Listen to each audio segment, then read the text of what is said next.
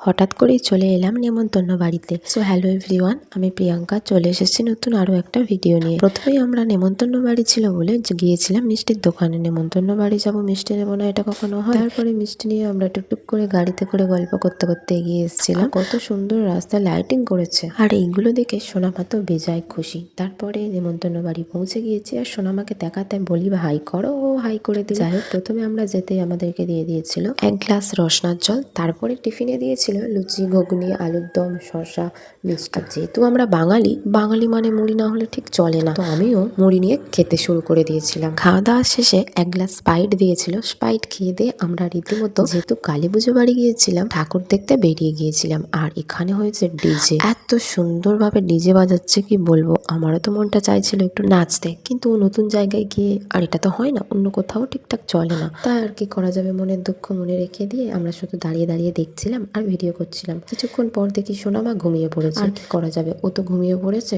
এবার তো বাড়ি চলে যেতে হবে। সেই জন্য আমি ওকে বলি চলো বাড়ির দিকে হাঁটি। কোনো রকমের মায়ের মুখটা দর্শন করে বাড়ির পথে হাঁটা দিলাম। সো আজকের ভিডিওটা তোমাদের কেমন লেগেছে কমেন্ট সেকশনে জানাতে ভুলো না। সবাই ভালো সুস্থ থেকো, এখনের মতো টাটা।